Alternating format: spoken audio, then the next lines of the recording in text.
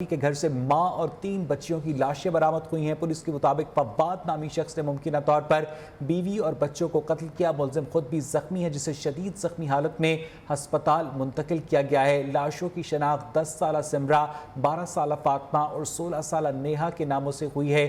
وزیر اعلیٰ سندھ مراد علی شاہ نے لاشیں ملنے کا واقعے کا نوٹس لیتے ہوئے ایڈیشنل آئی جی سے واقعے کی تفصیلی رپورٹ بھی طلب کر لی ہے۔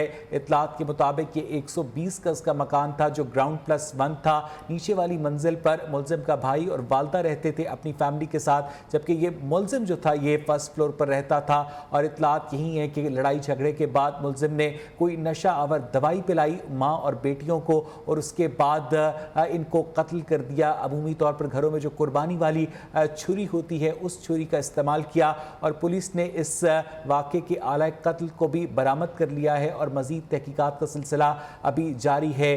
ذاتی رنجش کی بنیاد پر یہ انتہائی افسوسناک اور دردناک واقعہ پیش آیا کہ ایک ہنستا بستا گھرانہ اجڑ گیا۔ نسیم عادل ہمارے ساتھ موجود ہے۔ نسیم، یہ بتائیے گا کہ جو زخمی ملزم فواد ہے اس کی حالت کیسی ہے؟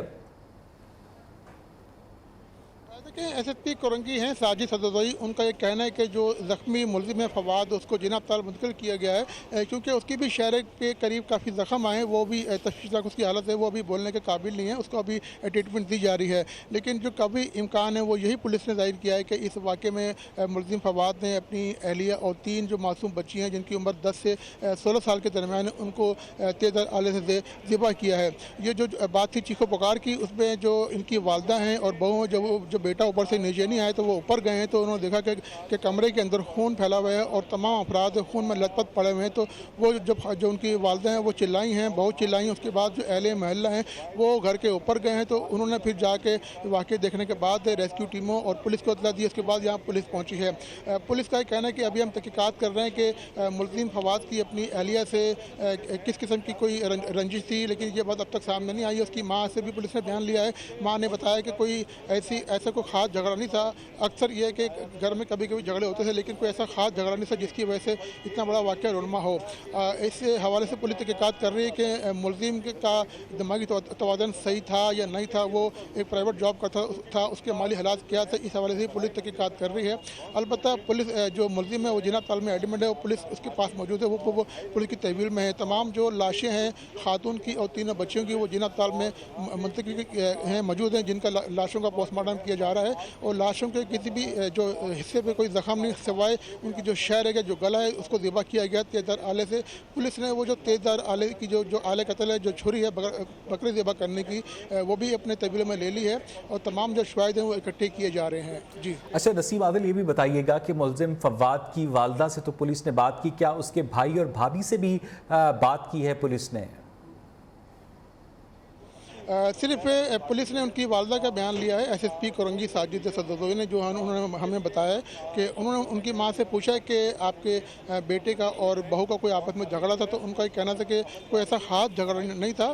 گھر میں اکثر ان کی آپس میں طلق کلامی ہوتی تھی کسی بات پہ، لیکن کوئی واضح بات نہیں بتائی گئی ہے کہ کس نوعیت کا جھگڑا تھا کہ اس نے آج اس نہج پہ آ گیا کہ اس نے اپنی بیوی اور بچے کو قتل کیا ہے۔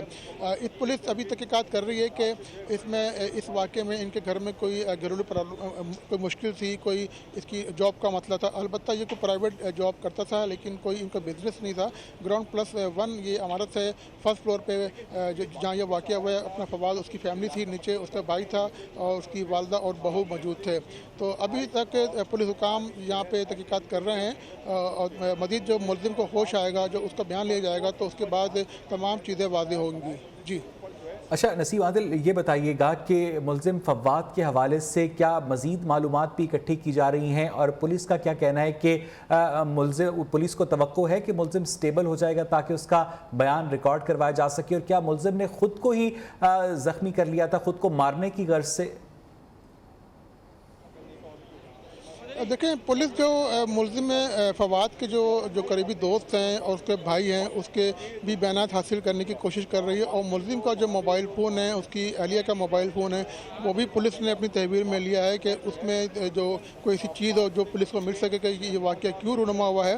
क्योंकि पुलिस ने ये बात की तो तस्दीक की है कि घर के अंदर कोई दाखिल नहीं हुआ है, क्योंकि नीचे उनकी वालदा और बहू मौजूद थे। उन्होंने भी इसकी तस्दीक की कि घर का दरवाज़ा अंदर से लॉक था।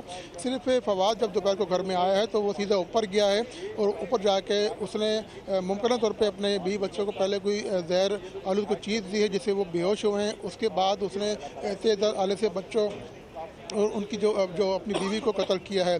अभी तक ये शवाहिद नहीं मिले हैं, क्योंकि अगर ये बच्चे अपना बेहोश ना होते तो वो बच्चे अपना उनकी चीखो पुकार होती, जिसके बाद उनकी माँ ऊपर जाती तो शायद कोई इस वाक़े में कोई बचत हो जाती। लेकिन जब आवाज़ नहीं आई तो इससे ये इम्कान ज़ाहिर किया कि मुलजिम ने कोई नशा और चीज़ दी है। पुलिस को बेड से जहाँ ये लाशें मिली, एक कमरे के बेड से एक मास्क भी मिला है, जिसमें शुबा ये है कि वो उस मास्क के ज़रिए उसने अपने बच्चों को पहले बेहोश किया हो, बीवी को बेहोश किया हो, उसके बाद उसने ये अपना कत्ल की वारदात की हो। जी।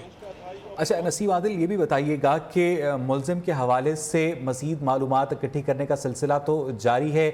इस वक्त इलाके में क्या खौफ की फ़ज़ा की जो सूरत हाल है वो क्या है, और जो डेड बॉडीज़ हैं उनकी नमाज जनाजा का क्या इंतज़ाम किया गया है, कब तक अदा की जाएगी?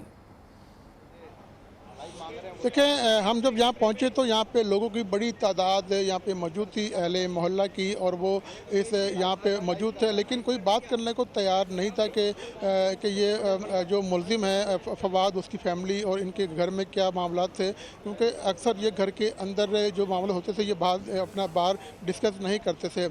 SSP कोरंगी साजिद ने भी हमें ये बताया, साजिद सदोई ने, कि इस वाक़े में पुलिस अभी तहक़ीक़ात कर रही है। अभी तक ये बात तो कन्फर्म है कि मुलजिम फवाद ने ही इस वाक़े में अपनी बीवी और बच्चों को कत्ल किया है। और उनके जो मोबाइल फ़ोन है उनका भी फॉरेंसिक कराया जाएगा कि उनमें जो मोबाइल नंबर हैं उसकी अहलिया के और मुलजिम फवाद के, उसमें से कोई ऐसी चीज़ मिल जाए, क्लू मिल जाए कि उनमें आपस में कोई इनका झगड़ा चल रहा हो, तो उसकी भी तहक़ीक़ात की जाएगी। बहुत शुक्रिया नसीम आदिल आपका। और अब न्यूज़ अपडेट्स।